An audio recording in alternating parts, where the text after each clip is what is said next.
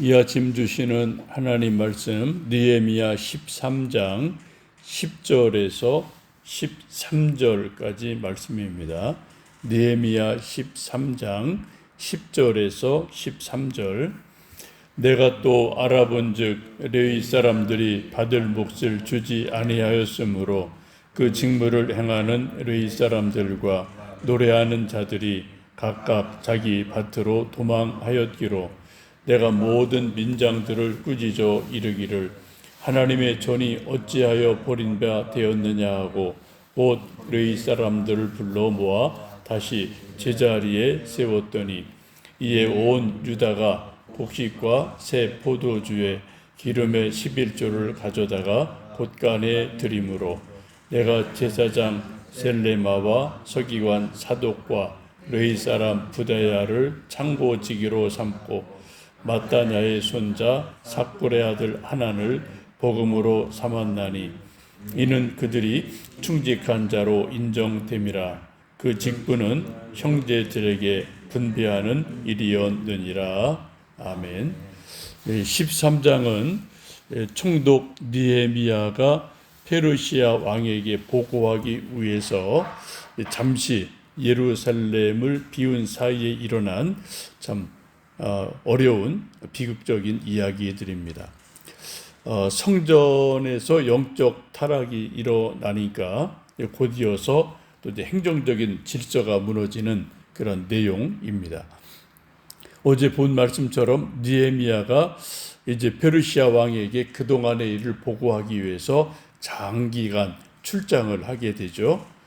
그때 제사장 엘리야십이 원수 도비야를 성전 안으로 끌어들이고 가장 중요하고 큰 방 11조를 관리하는 그러한 방을 도비야의 개인 사무실로 내어주는 기가 막힌 일이 일어납니다. 그래서 얼마간 출장을 하고 느헤미야가 다시 돌아와서 성전의 일과 또 행정의 일 여러 가지 다 하나하나 확인하는 과정에서 또 엄청난 일이 일어납니다. 10절 보시면 내가 또 알아본즉 이 말씀 보면은 느헤미야가 상당히 행정이 아주 치밀한 분임을 알 수 있어요. 그냥 대충 보고받고 이렇습니다. 그러면 알았어, 수고했어요. 이게 아니라 하나하나 현장을 찾아보고 확인하는 그러한 스타일의 총독인 걸 볼 수 있죠. 그래서 내가 또 알아본즉 위에서 그런 도비야 사건을 봤어요. 보고를 받고 자기가 가보고 이건 뭐 좀 엉망이 된 거를 보고 다시 이제 그 방을 제자리로 돌려놓는 일을 어제 보았습니다. 그래서 궁금하니까 또 이것저것을 알아봤죠. 알아봤더니 또 다른데 뻥꾸가 펑 크게 난 것을 보게 됩니다. 레위 사람들이 받을 몫을 받지 못했다.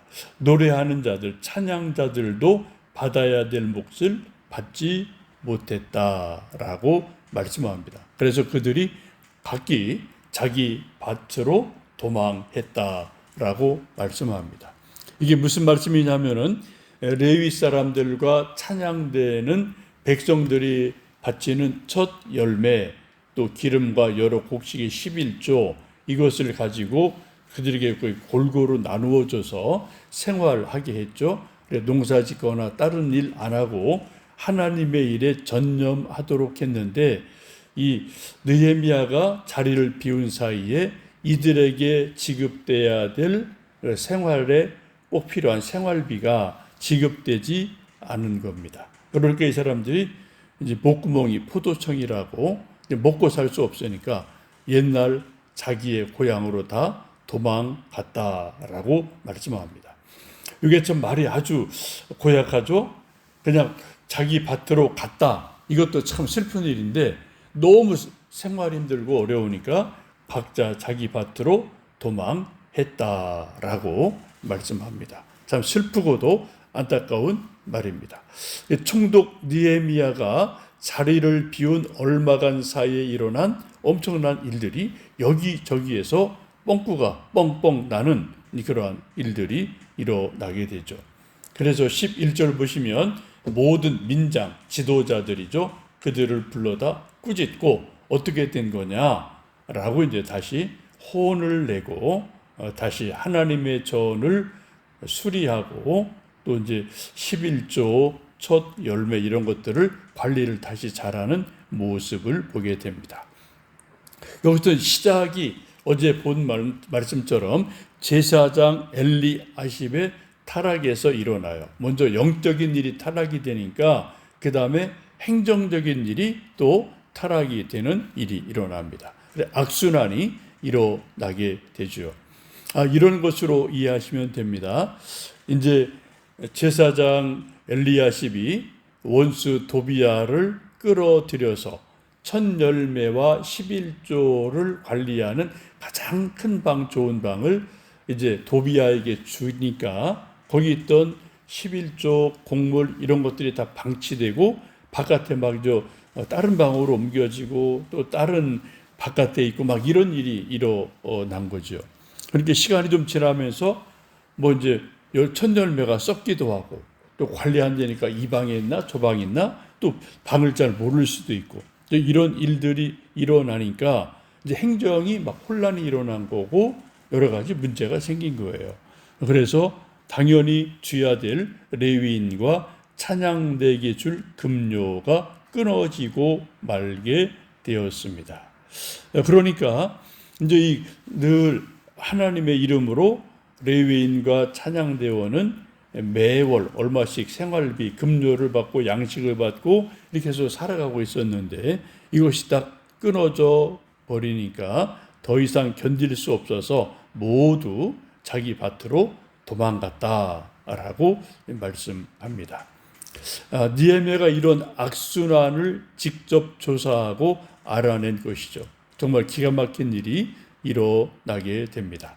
전에 그렇게 하나님 앞에 눈물로 기도하고 회개하고 또 서약하고 도장을 찍고 봉헌 예배 드리고 다짐을 하고 약속을 했는데 느헤미야가 잠깐 출장 간 사이에 자리를 비운 사이에 제사장부터 타락을 하니까 그 밑에 행정적인 일이 주르륵 연결돼서 지금 스탑이 되는 그러한 아주 어려운 일이 일어나게 됩니다. 참 안타까운 일이죠. 너무 쉽게 혼란이 일어나고 무너져 내리게 됩니다. 우리 생각에 아니 왜 이렇지? 이 정도밖에 안 되나? 라고 생각할 수 있는데 그렇습니다. 우리 인간은 모두 다 기본적으로 죄인이에요. 악합니다. 우리의 결심도 아주 허약합니다. 우리가 잘 아는 것처럼 작심삼일이다 그런 말을 우리가 하곤 할 때가 있지 않습니까? 사도 바울도 말씀하기를 그래서 누구든지 섰다고 생각하거든 넘어질까 조심하라 라고 경계의 말씀을 하고 있어요. 정말 어느 한순간에 내가 무너질지 우리는 아무도 알지 못합니다. 그래도 나는 내가 예수님 믿은 지가 10년인데 내가 목사인데 내가 장로인데 내가 권사인데 이런 생각을 할 수 있죠. 좋은 거예요. 그러나 어떤 문제가 발생하고 어떤 일이 일어나면은 우리가 어떻게 넘어지고 흔들리고 시험에 들지 아무도 알 수가 없습니다.